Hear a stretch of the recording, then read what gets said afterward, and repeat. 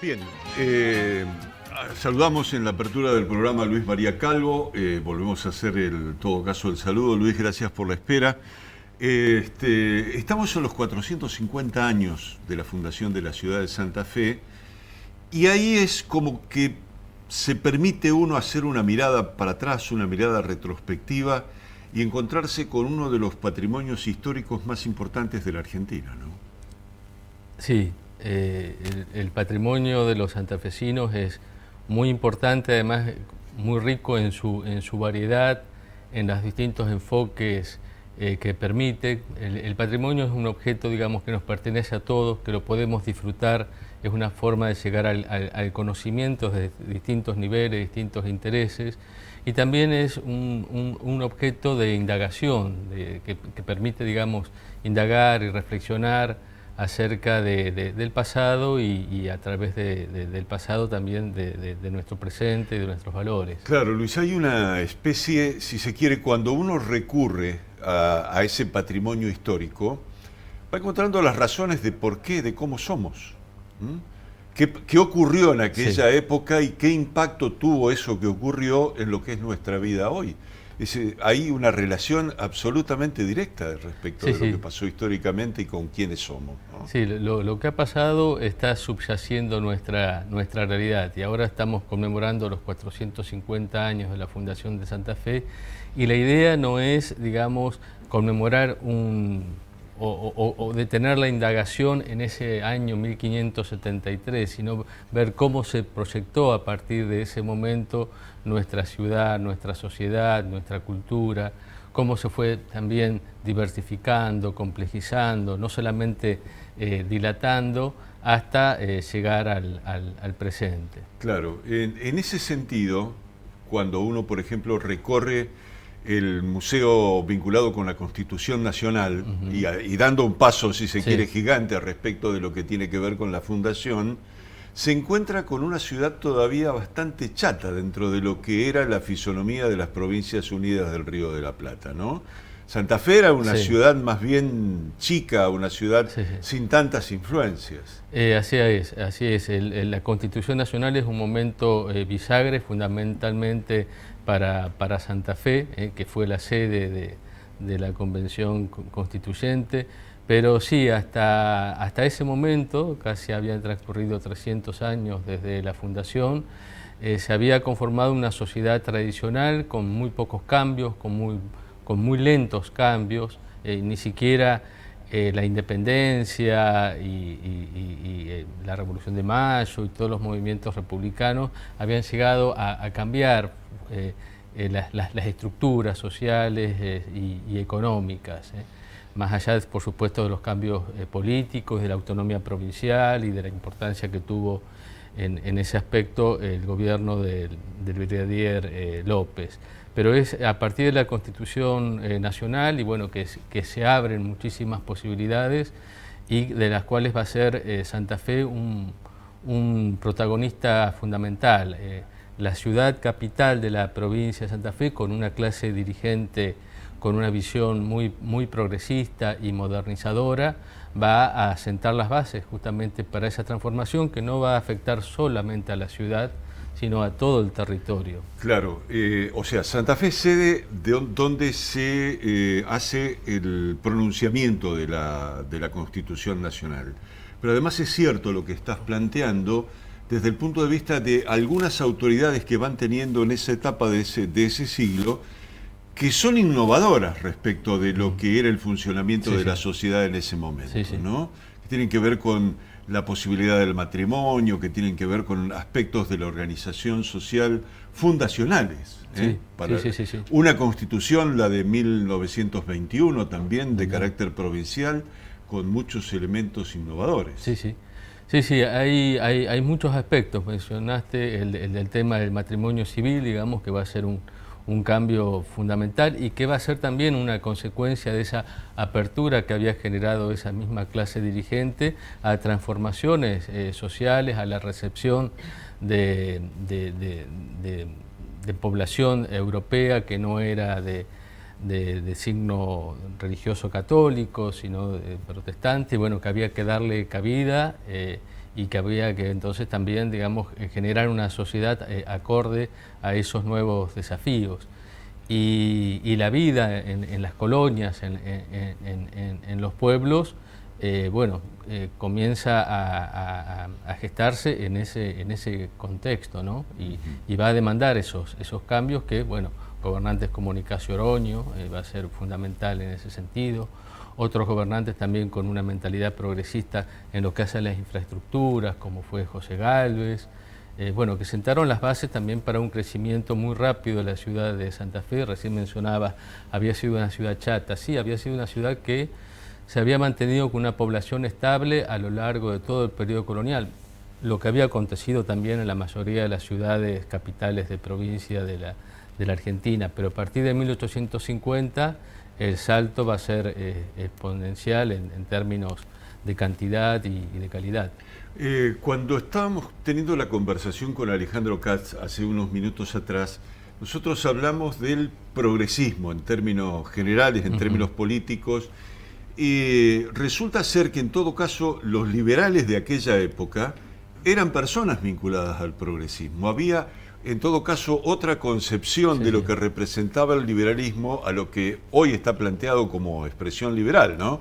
Quiero decir, es bastante difícil por ahí acomodar la cabeza a determinadas etiquetas que tienen que ver con la coyuntura política, cuando en realidad el liberalismo, en términos políticos, es una expresión de libertad, es una expresión de desarrollo muy interesante, y de modificaciones de la sociedad muy interesantes. Sí, sí, hay cuestiones que son paradójicas y complejas, como vos decís, sí, el liberalismo acá fue un factor de progresismo, o hubo gobernadores conservadores del siglo XX como Manuel María de Iriondo, que fue un gran gobernador también progresista. Entonces nada es tan claro, cuando uno mira hacia el pasado. Sí, de cualquier manera uno en todo caso debe pensar, y entrando en lo que es el patrimonio histórico de la ciudad, dos cosas que me parece que son sustanciales. Una de ellas es el traslado de la ciudad. ¿Qué representa, digo, eso? ¿Qué conclusión podés llegar a sacar de la decisión política que se tomó en su momento de mover la ciudad de Santa Fe hacia el emplazamiento actual? Bueno, es una decisión muy fuerte, no era infrecuente en las ciudades fundadas por los españoles en América. En muchos casos se dieron traslados, mudanzas, de alguna manera era algo previsible, y por eso el mismo Juan de Garay lo deja instalado en el acta de fundación, que la ciudad podía llegar a mudarse en algún momento. Y bueno, esa decisión se toma a mediados del siglo XVII, y es una decisión muy fuerte, en la cual tiene que ver mucho si hay una dirigencia, digamos, dentro de la élite que estaba gobernando a la ciudad, que veía coartadas las posibilidades que tenía de subsistencia desde el punto de vista del carácter que tenía la ciudad como un nudo comercial, entre el Paraguay, Buenos Aires y a través de Córdoba con la provincia del Tucumán y el Perú. En la localización que había elegido Garay, eso se estaba viendo que era dificultoso, entonces son los actores económicamente más poderosos, incluso ahí mismo está la Compañía de Jesús, que tenía muchas estancias y producía bienes que tenían que entrar en ese mercado de intercambio. Bueno, van a ser los que van a promover la mudanza. No va a ser fácil, porque eso significa abandonar todo. Todos los vecinos tienen que abandonar lo que han construido, sus casas, sus huertas, sus chacras, la vida tal como la han conocido. El Cabildo, que es el que toma la decisión, también adopta algunas decisiones que son muy inteligentes y estratégicas, como ser la de mudar la ciudad con el mismo trazado que había tenido y con el mismo repartimiento de terrenos y de solares, de manera tal de que se respetaron las propiedades que cada uno de los vecinos tenía, las relaciones de vecindad que había creado, o sea, volvieron a encontrarse con los mismos linderos, volvió a conformarse la ciudad Hubo que empezarla de cero desde el punto de vista material, pero es una continuidad en lo institucional, en lo social, en lo religioso, en lo cultural, en lo constructivo. Es una continuidad de lo que se había desarrollado en lo que hoy conocemos como Santa Fe la Vieja. Claro. Ahora, esa decisión, en todo caso, abre una posibilidad muy interesante, que es la posibilidad de investigar esas ruinas y empezar a construir una historia que si la sociedad santafesina se hubiera quedado en ese lugar, hubieran quedado sepultadas o con más dificultades para poder rescatarlas, ¿no es cierto? Sí, hay momentos del pasado que son dramáticos y que son finalmente las posibilidades de un recurso para el conocimiento. Pensemos en Pompeya, una ciudad romana que vive una catástrofe y esa catástrofe ha permitido conocer cómo vivían los romanos. Y lo mismo pasa con Santa Fe la Vieja. La decisión de la mudanza hace que aquel sitio permaneciera intacto, en el sentido de que no se superpuso al sitio otras construcciones, ¿no? Generalmente las ciudades continúan creciendo sobre sí mismas, es el caso de Córdoba, de Ciudad de Buenos Aires, los cuales les dificulta indagar sobre los restos materiales que están bajo su propio subsuelo. En el caso de Santa Fe, bueno, al haber sido abandonado el sitio, durante años eso estuvo sin ningún tipo de utilización. Recién comienza a usarse en la segunda mitad del siglo XIX como tierra de labor de la colonia del pueblo de Callastá, un pueblo fundado con inmigrantes, y a lo sumo lo que se hizo fue arar sobre lo que se había conformado ya como un sitio arqueológico. Había desaparecido la ciudad, habían desaparecido las evidencias superficiales, hasta finales del siglo XVIII había restos de muros visibles, pero bueno, ya a finales del siglo XIX, con todos los trabajos de labor, esos restos visibles ya no estaban sobre la superficie, sino que había que indagar el subsuelo. Es una tarea que emprendió Agustín Zapata Goyán a partir de 1949, y eso le ha permitido a Santa Fe ser uno de los sitios arqueológicos de ciudades españolas fundadas en América con mayor potencial para saber cómo vivían los habitantes. Como decía Zapata Goyán, a él le interesaba investigar cómo era la vida. Claro, está eso que es importantísimo. Después vamos a volver sobre esa cuestión porque hay, en todo caso, una red de investigaciones de la cual vos formás parte. Sí. Pero me parece también interesante rescatar lo siguiente. Cuando Santa Fe hace el traslado, Santa Fe todavía guarda de ese traslado algunos edificios, algunas infraestructuras que se hicieron en ese momento y que son también parte de ese patrimonio viviente, ¿no? Así es, así es. En la ciudad actual de Santa Fe se conservan algunos de los edificios que se construyeron apenas se traslada la ciudad. San Francisco, la iglesia de San Francisco, la iglesia de los jesuitas, la casa de los 10 de Andino, y todo eso nos están mostrando que hay una continuidad con las prácticas constructivas, arquitectónicas, con las tecnologías que se habían utilizado en Santa Fe la Vieja. Uno visita el sitio Santa Fe la Vieja y encuentra el antecedente de lo que después se hace en el periodo colonial acá en nuestra ciudad. Tenemos ese patrimonio. Y además también en el subsuelo se puede investigar. De hecho se han realizado investigaciones arqueológicas. Gabriel Coco, que es el actual coordinador del Museo Etnográfico,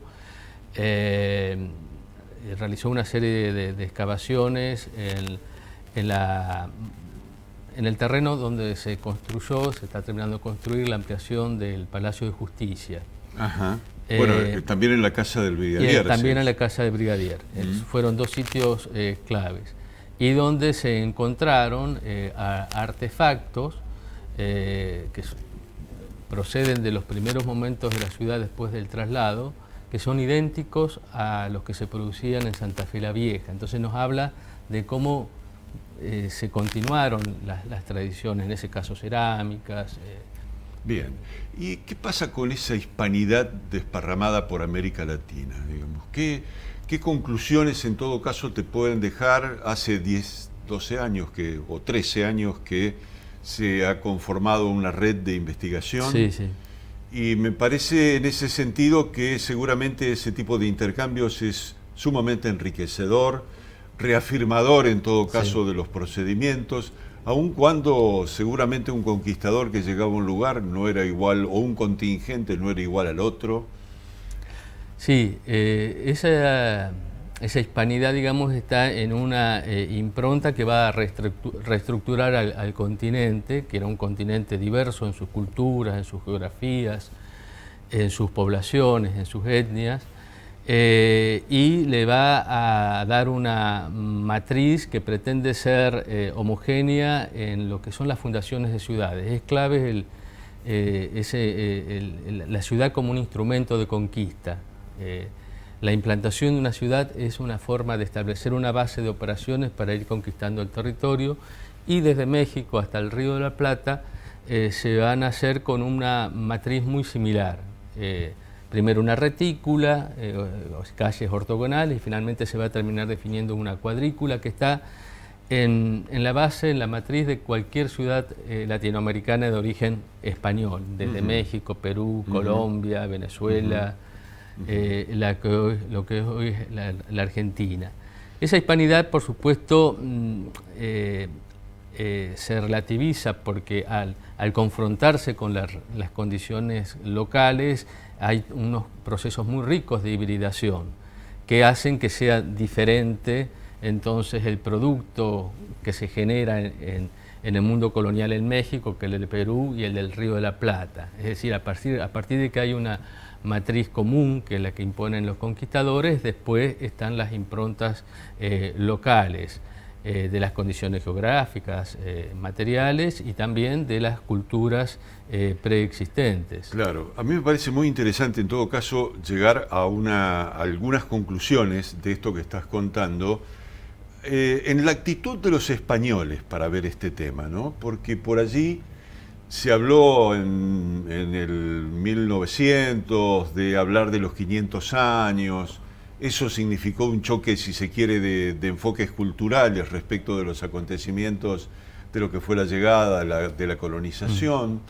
Es posible, digo, además de esos choques que históricamente se han registrado, en el ámbito de la investigación, en el ámbito del análisis de la cultura histórica, poder tener con esos pares algún tipo de afinidad en el sentido de qué estamos buscando, en el sentido de qué es lo que estamos tratando de encontrar. Sí. Bueno, justamente mencionabas una red internacional de investigación en el urbanismo colonial de la cual formo parte, y que está integrada por académicos, universitarios o vinculados con instituciones culturales que trabajan en sitios arqueológicos de ciudades fundadas por los españoles en América en el siglo XVI. Y esta red está conformada por investigadores que trabajamos, bueno, Santa Fe la Vieja, y Panamá Viejo, y Salvador, la ciudad antigua de Salvador, en San Salvador, y la ciudad de Piura, que es una de las primeras fundaciones del Perú. Y bueno, sí se conformó ya hace como 15 años, y realizamos periódicamente seminarios en los cuales participamos no solamente los integrantes de la red, sino que convocamos a investigadores que por fuera de la red también tienen intereses comunes. Ahora vamos a celebrar con motivo de los 450 años el 8º seminario en Santa Fe. El segundo se hizo en Santa Fe hace 10 años.